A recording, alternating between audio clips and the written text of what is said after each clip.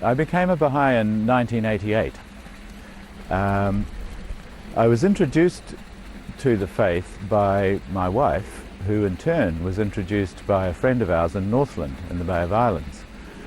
And in typical academic style, I chose to ignore it for some time, because even though, you know, everybody's searching, the question always goes through people's minds from time to time, from an early age of childhood, as to what's it all about? Why are we here? I mean, what's this magnificent creation that we're a part of, and how do we fit into it?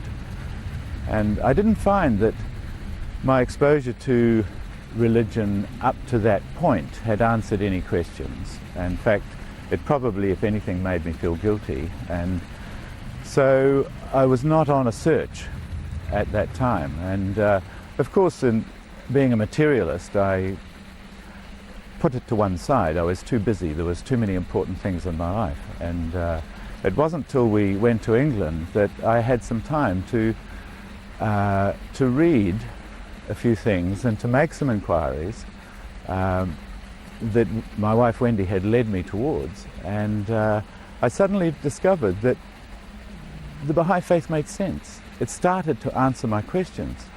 It started to give some explanation as to why we are here. What is the purpose of our existence in this wonderful creation of God? And so that led me to join the Baha'i faith. And the most appealing part, I think, of what I learnt in those days was that we were charged with individual responsibility for our own spiritual growth.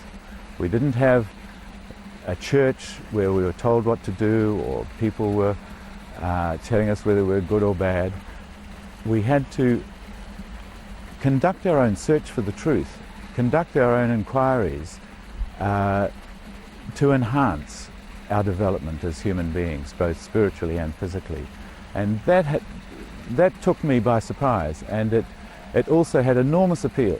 I think everybody has some sort of innate feeling of common sense within them, and they can recognize sense when they see it. And this was the first time at aged 40 or 45 that suddenly something made sense.